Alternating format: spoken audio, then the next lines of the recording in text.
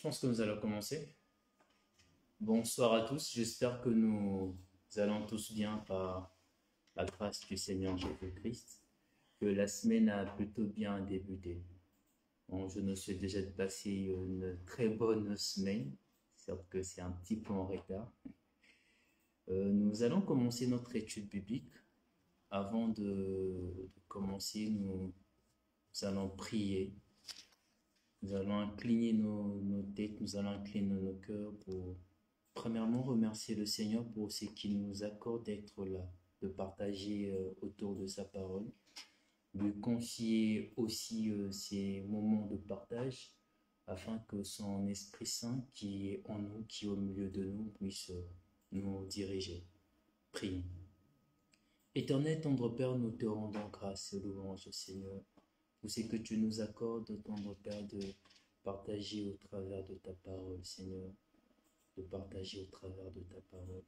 Nous te prions, Éternel, que tu puisses encore, Éternel, conduire nos cœurs, conduire nos pensées vers toi.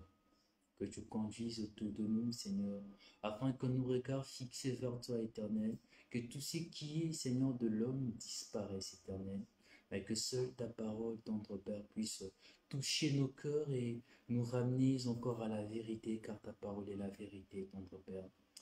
Nous te remercions pour ce que tu nous accordes, Seigneur, d'être là aujourd'hui.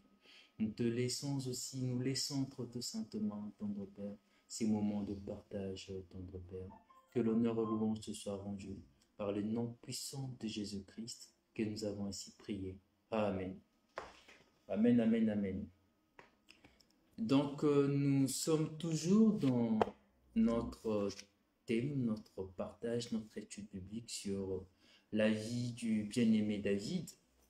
Nous avons pu, la fois passée, parler du chapitre 28 que nous avons pu évoquer, du chapitre 27 et le chapitre 28. Et je voulais quand même revenir sur une petite réalité qui ressort aussi sur le chapitre 28, avant bien sûr d'entamer le chapitre 29. Le chapitre 29, déjà, on voit pendant que Saoul, dans le chapitre 28, était achevé de la magicienne, le Philistin, quant à eux, s'est préparé pour la guerre avec David sur leur rang. Pour bien sûr revenir sur cette réalité que j'aimerais bien évoquer, c'est une réalité auquel nous pourrions tous être d'accord sur un fait. C'est quand l'homme se trouve devant son sort inévitable, qu'il en apprécie réellement toute la portée. C'est quand l'homme se trouve, comme on peut dire, coincé quelque part, qu'il voit la réalité de toutes choses. Un exemple, on pourrait peut-être voir un prisonnier, une personne qui est condamnée, et c'est lorsque la sentence est évoquée qu'on voit la personne se rendre compte ou voir toute sa vie défiler devant elle. Voilà le pourquoi je parle du fait que c'est quand l'homme se trouve devant son sort inévitable qu'il en apprécie réellement toute la portée. Autrefois, Saoul avait Samuel à ses côtés, qui pouvait l'informer sur des décisions prises de l'Éternel et aussi pour Israël. Mais aujourd'hui, on a un Saoul qui a à son côté un magicien, une magicienne, qu'il est allé voir pour parler à Samuel. C'est le verset 28 le chapitre 28 que nous sommes en train d'évoquer. Et lorsque Saoul entend cette décision venant de l'Éternel, que ses jours sont comptés, qu'Israël sera livré à cause de sa désobéissance, on comprend mieux sa réaction. Une réaction dans le chapitre 28, le verset 20 que nous lisons, nous dit « Aussitôt Saoul tomba à terre, et de toute sa hauteur, et les paroles de Samuel les remplirent de froid. De plus, il manquait de force car il n'avait pris aucune nourriture de tout le jour et de toute la nuit. On nous dit que Saoul est tombé par terre. Les paroles étaient tellement dures, que nous pourrions même nous accorder cette citation d'un écrivain, c'est Victor Hugo, qui a parlé dans un de ses romans, le roman c'est le dernier livre d'un condamné, où il dira, le mot manque aux émotions. Ici, Saoul n'avait aucun mot. Il ne pouvait dire, il n'avait rien à dire en fait. Il sentait le poids de cette décision tomber sur lui. Il voyait sa vie défiler devant lui. Quel tableau désastreux. Un tableau de la fin d'un roi. Tout le principe de son activité s'en remis à mémoire devant lui.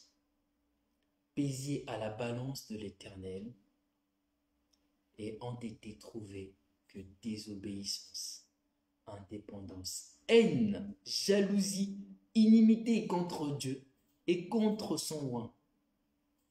Rien de ce qui autrefois pouvait diriger la vie de Saoul subsiste devant Dieu. Son sens de stratégie à la guerre trouvé à néant. Ses victoires d'autrefois contre le Philistin trouvées à néant. Les instants où la parole nous dit que Saoul a pu prophétiser, trouvés à néant. Son intelligence et son armée, ses vaillants guerriers, pesés et trouvés légers à néant.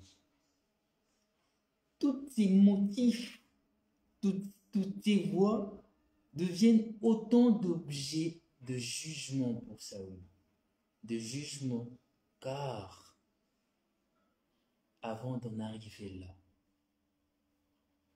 avant d'arriver à cette décision qui a pu le mettre à terre, autrefois, Saoul a eu l'occasion d'entendre ce que Samuel pouvait le dire.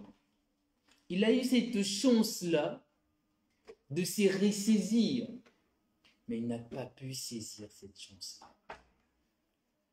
Nous avons aujourd'hui beaucoup de personnes qui pourront se vanter d'être intelligents, d'avoir de diplômes, d'avoir un travail qui rémunère très bien, d'être peut-être très beau, d'avoir une très belle famille.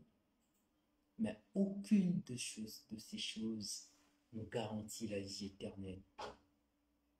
Saoul, autrefois, pouvait même prophétiser, mais rien de cela ne lui a garanti la vie éternelle. Oui, toute sa vie passée devant lui, tout ce qu'il avait pu faire, il pouvait peut-être venir dire au Seigneur que voilà, j'ai livré telle bataille, j'ai remporté telle bataille. Voilà que autrefois j'ai prophétisé, j'ai fait telle chose. Mais rien de tout ça n'a eu de valeur sur la balance de l'Éternel. Tout était pesé et tout était tellement léger que c'était à néant, que c'était trouvé à néant. Nous aussi. À plusieurs fois, le Seigneur nous a parlé, soit au travers de nos réunions d'études comme nous le faisons là actuellement, soit au travers de sa parole, soit au travers de messages que nous recevons peut-être chaque jour, soit au travers d'un frère. Avons-nous saisi l'occasion où nous avons fait comme Saoul, nous avons remis à plus tard nous avons régné à plus tard, où nous avons simplement manifesté de la désobéissance comme Saoul. Le comble, c'est que lorsque nous manifestons de la désobéissance, on a tendance à croire que nous aurons l'occasion de venir devant le Seigneur et de lui demander pardon. On a tendance à dire que je veux faire la chose et plus tard je viendrai juste demander pardon. Je ne souhaite pas tous que nous puissions passer par cet état que Saoul a dû affronter. Parce que c'est vraiment un état où on voit déjà Saoul, c'est cette personne qui avait l'armée, qui avait tout. Cette personne manquait d'appétit. Il a perdu toute sa force, toute sa force. Je ne souhaite pas que nous puissions passer à cet état. Nous allons prendre nos Bibles, nous allons lire Jean 5, Jean 5, verset 4.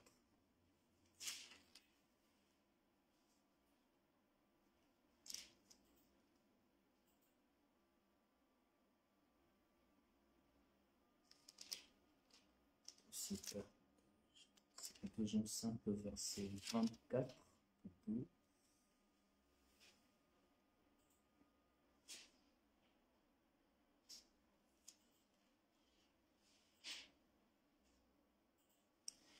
Le Seigneur dit, en vérité, je vous le dis, celui qui écoute ma parole et qui croit à celui qui m'a envoyé a la vie éternelle et ne vient point en jugement, mais il est passé de la mort à la vie. Retenons juste cela, il ne vient point en jugement. Mais celui qui écoute la parole et ne croit pas, croire, c'est pas seulement le fait de le dire avec la bouche, mais aussi de le manifester par rapport à nos actes. Mais celui qui écoute la parole et ne la met pas en pratique, ô combien le jugement est devant nous. Alors je ne souhaite pas tous que nous puissions passer devant le jugement, où personne n'aura à se justifier, car aucune personne pourrait se justifier. Aucune personne pourrait se justifier. Et je me rappelle encore de la prédication que nous avons pu partager le dimanche, où le bien-aimé nous a rappelé une phrase qui prend largement tout son sens dans notre vie de chaque jour, qui est notre façon de vivre détermine la position de Dieu dans notre vie. Quelle est la position de Dieu dans ta vie? Était-ce une position où Dieu est un juge qui t'attend pour juste donner une sentence? Était-ce une position où le Seigneur va t'accueillir à bras ouverts et t'accorder tout le faveur possible? C'est à nous. Saoul a eu le temps pour décider, mais il n'a pas pu saisir cela. Nous, aujourd'hui, nous sommes en vie. C'est vraiment à nous de saisir l'occasion et de comprendre que l'intelligence, l'argent, toute chose que nous avons là actuellement ne pourrait pas nous garantir la vie éternelle. Seule la parole et la vie de Christ en nous qui nous garantit la vie éternelle. Saisissons vraiment cette occasion et ne nous laissons pas berner par nos pensées. Ne nous laissons pas juste berner par nos pensées. Nous attendons donc le chapitre 29 de 1 Samuel. Et ces chapitres commencent par le fait que le 600 hommes de David s'étaient mêlés à l'armée philistine et David lui-même qui assurait la garde du roi Akish. Or, le moment était venu. Le moment où les Philistins ont déclaré la guerre à Israël. Il fallait donc que David puisse se lever et choisir son camp. La question était de savoir, David allait-il partir en guerre contre son propre peuple? Et si même le roi Akish n'éprouvait aucun soupçon à l'égard de David, il n'en était pas ainsi de prince de Philistin, qui s'est méfié de ces Hébreux qui parcouraient librement l'armée.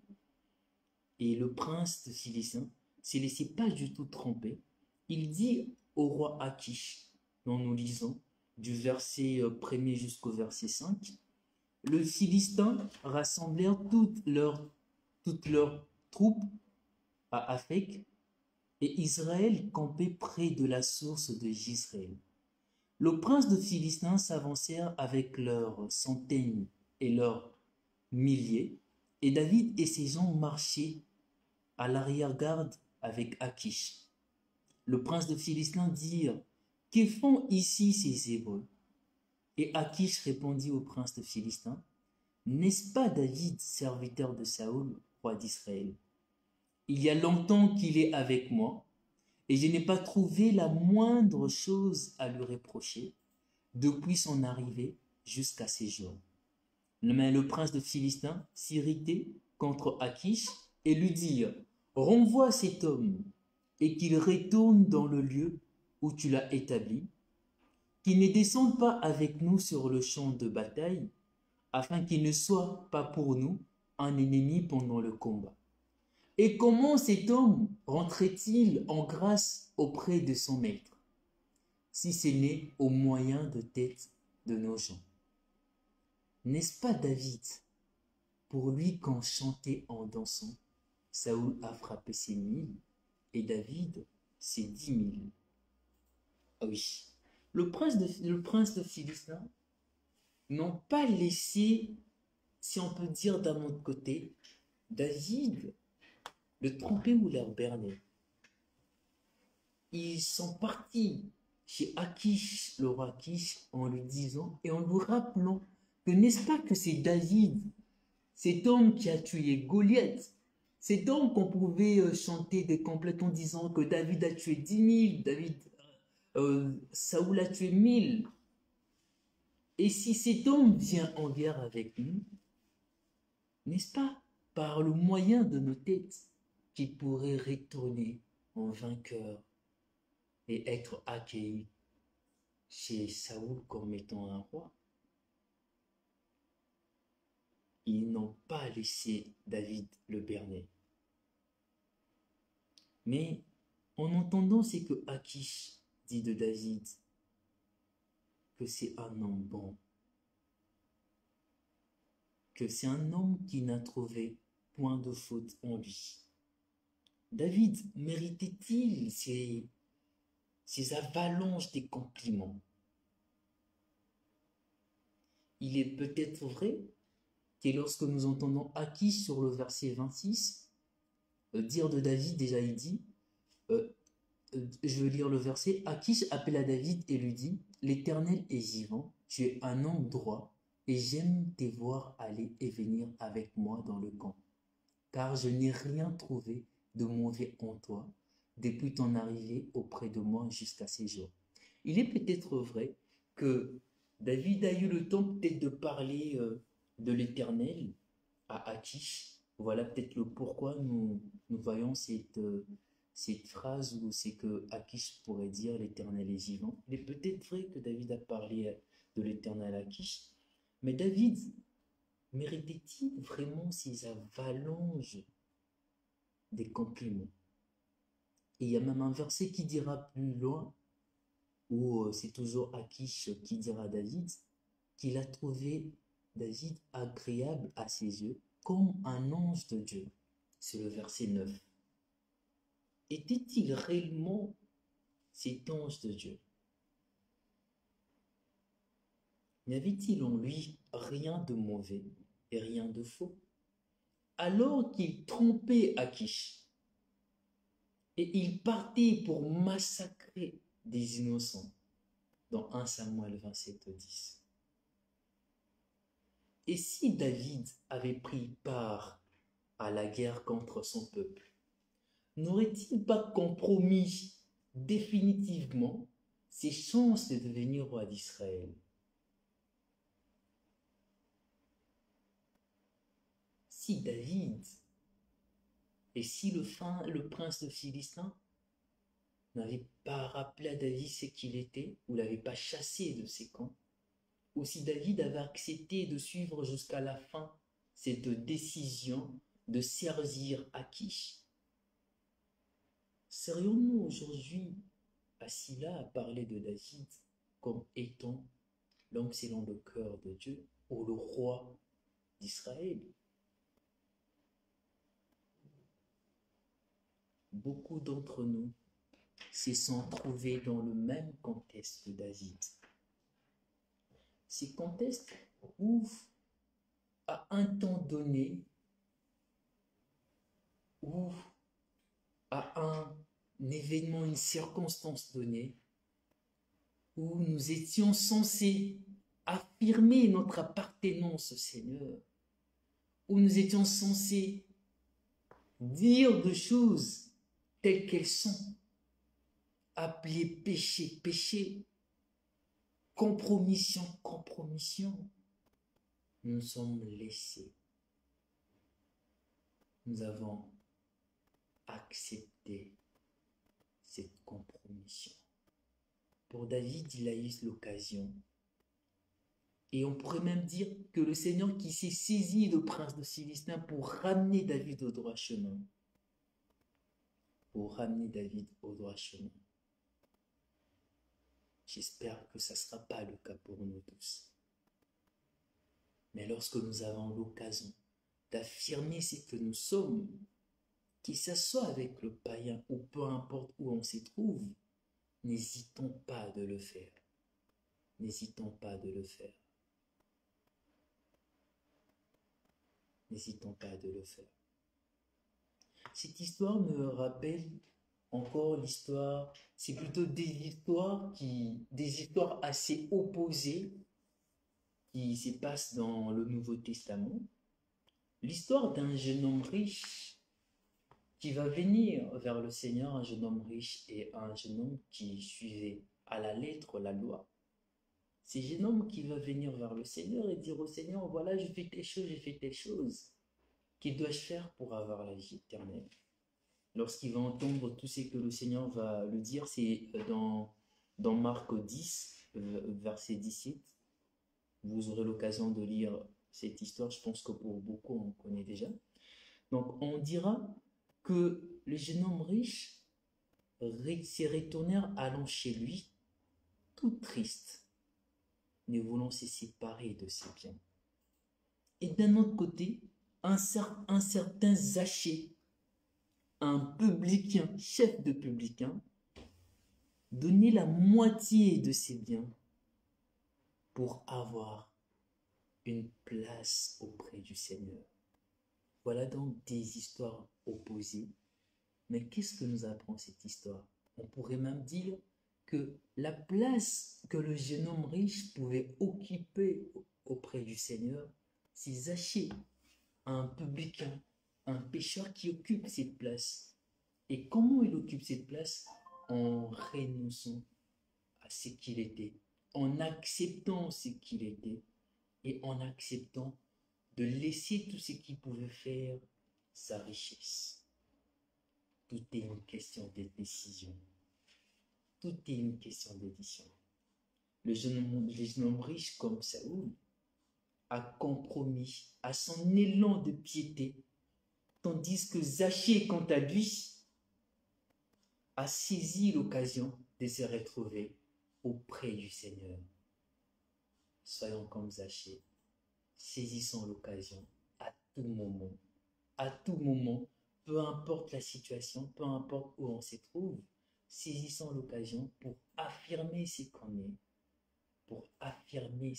auprès du Seigneur. Akish a eu beau de féliciter David. Mais le prince de Philistin s'est montré inflexible. Et de, en fin de compte, ils ont rendu un très grand service à David et ses 600 vaillants hommes en les obligeant de retourner chez eux à Tislag. Nous lisons cela dans le chapitre 30.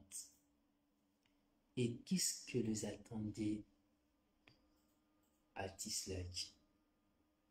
Quelque chose les attendait à leur arrivée.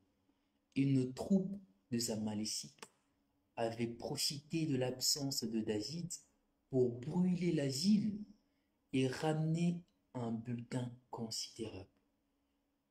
Nous lisons le verset 1er jusqu'au verset... Nous lisons plutôt le verset 4. Plutôt le verset 1er jusqu'au verset 6. Lorsque David arriva le 3e jour à Tislag avec ses gens, les Amalécites avaient fait une invention dans le Midi et à Tislag. Ils avaient détruit et brûlé Tislag. Après avoir fait prisonnier les femmes et tout ce qui s'y trouvait, petits et grands, ils n'avaient tué personne, mais ils avaient tout emmené et s'étaient remis en route. David et ses gens arrivèrent à la ville, et voici, elle était brûlée, et leurs femmes, et leurs fils, et leurs filles étaient emmenés captifs. Alors David et le peuple qui était avec lui élevèrent la voix et pleurèrent jusqu'à ce qu'il n'y ait plus de force de pleurer. Les 2 femmes de David avaient été emmenées à Shunam de Jizreel et Abigail de Carmel, femme de Nabal. David fut dans une grande angoisse car le peuple parlait de le lapider, parce que tous avaient de l'amertume dans l'âme, chacun à cause de ses filles et de ses fils. Mais David reprit courage en s'appuyant sur l'Éternel. Jour bien peu glorieux pour ces 600 vaillants hommes de David qui pleuraient jusqu'à perdre même la force pour pleurer. Et David qui était dans une terrible angoisse. Le peuple voulait le lapider. Voilà donc ce qui arrive encore à David. Mais tout a commencé par un début. C'était quoi le début? Juste pour rappeler là où il y avait le début. Là où David s'est senti être menacé par Saoul, et c'est dans le chapitre 27 où David dit « Il n'y a rien de mieux pour moi que de me réfugier au pays de Philistin. » Une décision que David a dû prendre, et cette décision qui a failli coûter sa vie. David qui autrefois pouvait s'y remettre à son Dieu. David qui autrefois pouvait combattre Goliath. David qui autrefois pouvait carrément déposer sa confiance en l'Éternel, même lorsque les armées de Saoul lui entouraient. Et nous voyons David prendre une décision et sans consulter Dieu et aller se réfugier chez les ennemis de Dieu, les ennemis de son peuple, là où il est censé régner, là où il est appelé à être roi.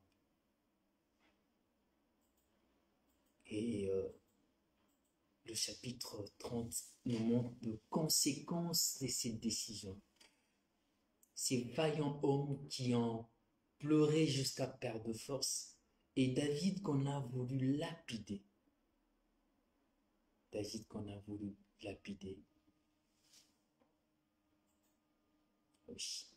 Une triste histoire, vraiment une triste histoire, mais il y a quand même quelque chose que cette histoire, on peut dire jusqu'à présent, il y a quelque chose que le chapitre 29 et le chapitre 30, juste pour ces courts lectures, il y a quelque chose qu'on peut tirer de là.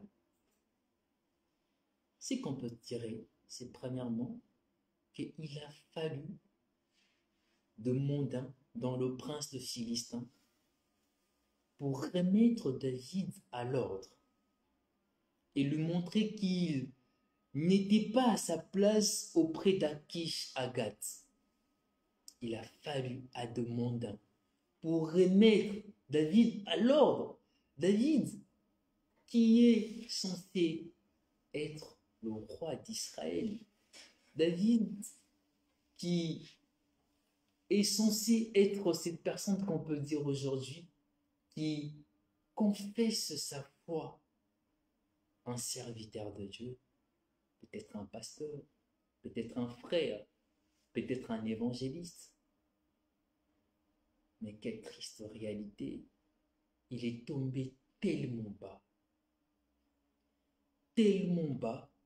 au point où que c'est des païens, c'est des mondains qui lui ont remis à l'ordre. Et de toute évidence, quand l'enfant de Dieu s'engage dans la vie de compromission et de mensonge, il ne peut que tomber très bas en fait, vraiment très bas, et parfois plus bas même que les incroyants. Il arrive même que les incroyants se montrent plus logiques que le chrétien ou les enfants de Dieu. Et même sans fort bien leur faire comprendre, leur remarquer les inconséquences de leur piètre témoignage, comme pour David. David qui certainement peut-être a parlé à Akish de l'Éternel, mais quel témoignage David avait.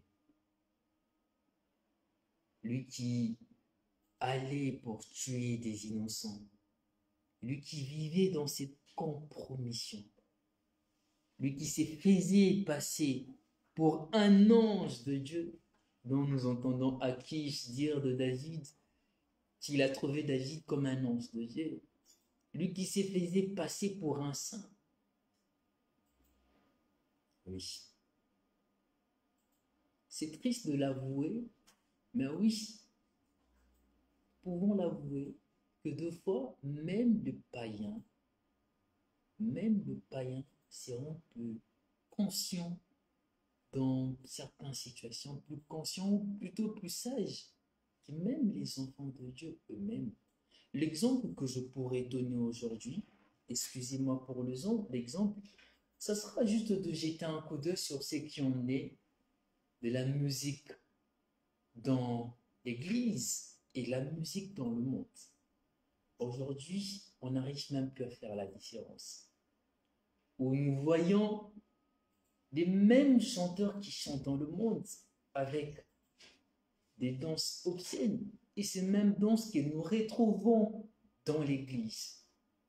Et sans pourtant compter ou parler de l'habillement, ou plus encore d'une vidéo que j'ai pu voir où on voit un certain homme de Dieu prendre une personne et pour une délivrance quelconque, on va dire des fétiches qu'il faisait, parce que je ne pense pas que le Saint-Esprit pourrait conduire une personne à faire de telles choses, prendre la personne, les jeter comme de prises de cash sur des chaises. Et ce qui est triste, c'est qu'il y a des commentaires de païens que nous pourrions voir et dire, voilà le pourquoi les chrétiens n'avancent pas dans leur vie.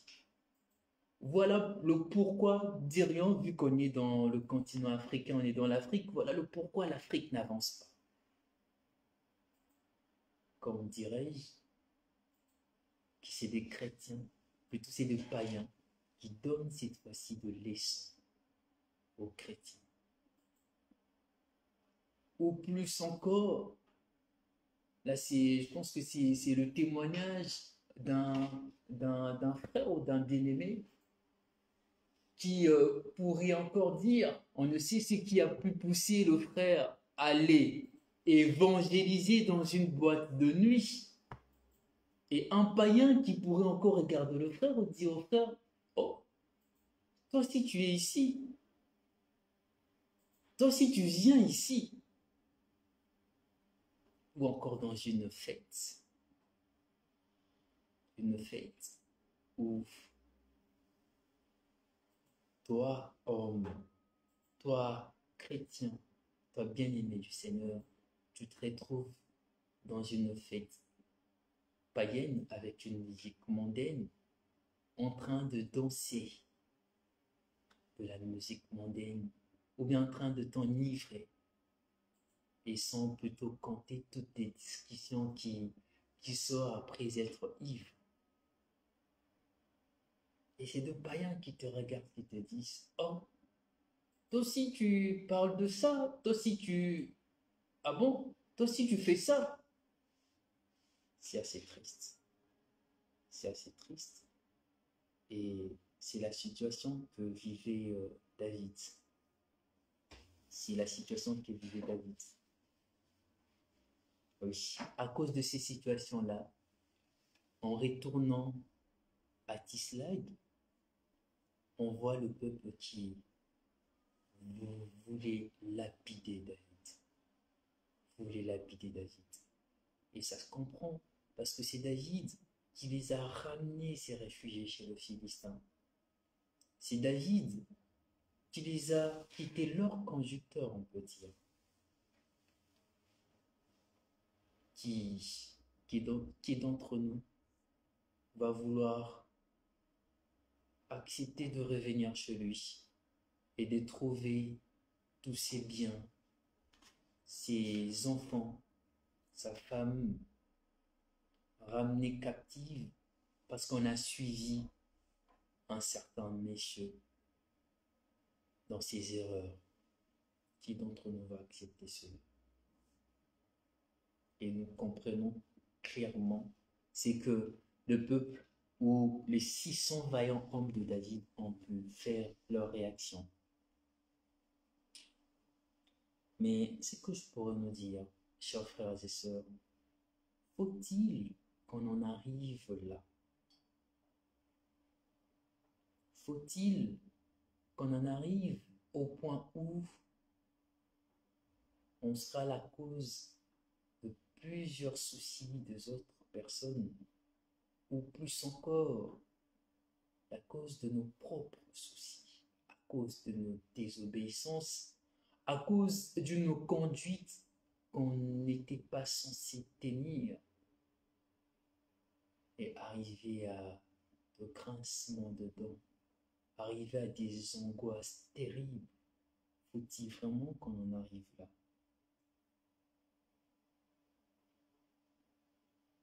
Pour que nous puissions à la fin faire comme David, lever nos regards vers l'Éternel et implorer sa grâce.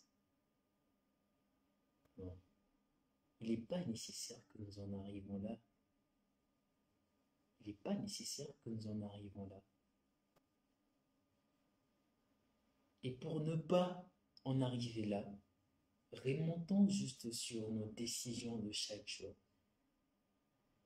Sur nos décisions de chaque jour. Sur chaque pas, sur chaque décision, sur chaque pensée que nous pourrions faire ou laisser passer. Sur chaque occasion qui nous est donnée pour affirmer notre position, et plus encore lorsqu'on affirme notre position, c'est aussi un témoignage pour les autres. Pour ceux qui ne connaissent pas le Seigneur, ils auront l'occasion de nous écouter et de comprendre le pourquoi nous ne sommes pas dans tout ce qu'ils font comme folie. Nous comprenons le pourquoi nous ne sommes pas dans toutes ces folies. David a eu l'occasion, et cette fois-ci, il était dans cette angoisse, mais ce que David a pu faire, c'est le verset 6 qui nous le dit. On dit, mais David reprit courage en s'appuyant sur l'Éternel. En s'appuyant sur l'Éternel. Il est temps de revenir à Dieu. Même si cela va nous coûter plus cher. Même si cela comme pour Saoul, lorsqu'il était censé attendre Samuel, il n'a pas pu attendre parce qu'il avait la pression du peuple, même si cela pourrait nous coûter la pression des autres, même si cela pourrait nous coûter le fait qu'on puisse perdre des amis. Oui, la vie éternelle en vaut la peine. La vie éternelle en vaut la peine. Oui.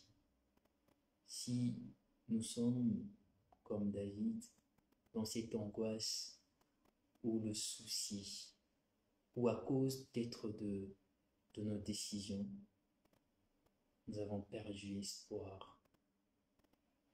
Nous avons le poids de nos angoisses. Faisons comme lui. Appuyons-nous sur l'Éternel et revenons à lui. Je ne sais pas s'il y a de questions, mais je veux finir juste ces cours études bibliques avec un passage. C'est le psalmiste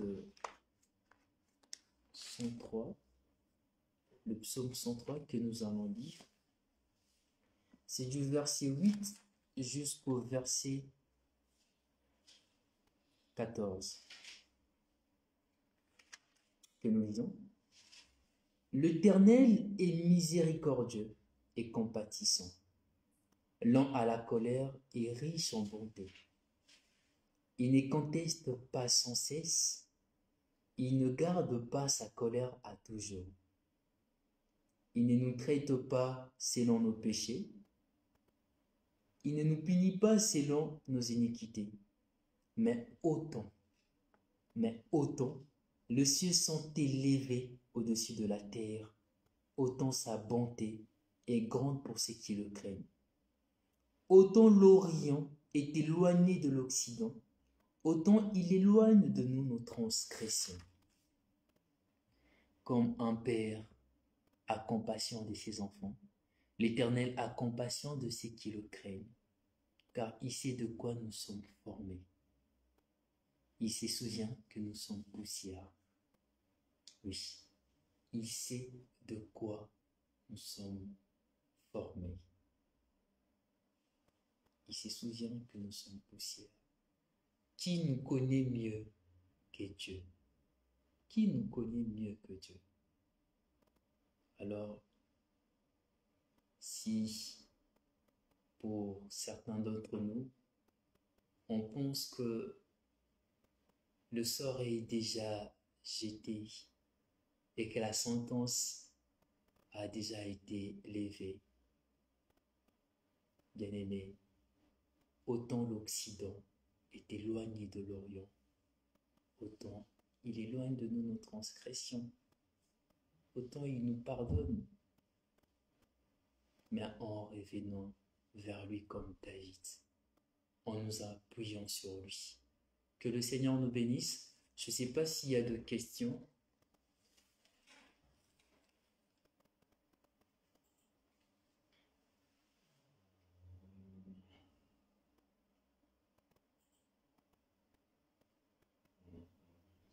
Donc je ne pense pas qu'il y ait de questions, donc il n'y a pas de questions. Nous allons prier par rapport à ce que le Seigneur nous a parlé aujourd'hui entre le chapitre 29 et le début du chapitre 30. Nous allons prier que le Seigneur nous donne cette fois-ci la force et le moyen nécessaire afin que nous puissions, et cela peu importe la situation dans laquelle nous pourrions nous trouver, témoigner de notre appartenance à lui. Dire non à tout ce qui est compromission, à tout ce qui est péché, mais nous appuyer pleinement sur lui. Prions. Éternel tendre Père, Seigneur, tu nous dis, tendre Père, que tu connais de quoi nous sommes formés, Seigneur. Tu nous connais mieux que nous-mêmes, tendre Père, mieux que nous-mêmes. C'est pour cela, Éternel, que nous nous appuyons pleinement à toi, Éternel. Que nous appuyons pleinement en toi. Parce que nous savons, Éternel, notre bonheur se trouve en toi et en toi seul, Éternel. Seigneur, nous te prions, tendre Père, de ces partages que tu nous as donnés, que tu puisses, tendre Père, nous donner encore la force nécessaire afin que nous puissions mettre ta parole en pratique, afin que dans n'importe quelle situation à laquelle nous serons confrontés, que nous puissions affirmer notre appartenance à toi, que nous puissions témoigner aussi, Seigneur, que nous t'appartenons, Éternel, et non pas, Éternel, masquer, Seigneur, masquer, tendre Père, nos mensonges, masquer, tendre Père, nos péchés sous un élan de piété. Nous ne voulons pas de cela, mais nous voulons, Éternel, que ce toi puisse régner sur nous, et que lorsque nous sommes convaincus, Seigneur, d'un péché, lorsque nous sommes convaincus, Seigneur, d'une marche qui te déplaise, Éternel, que nous puissions venir à toi, Éternel, et te demander pardon, notre Père. Merci pour le moment de partage. Nous remettons la soirée, la semaine et toutes les activités que nous pourrions avoir entre tes saintes mains. Que l'honneur et louange te soient rendus par le nom puissant de Jésus-Christ que nous avons ainsi prié. Amen. Amen.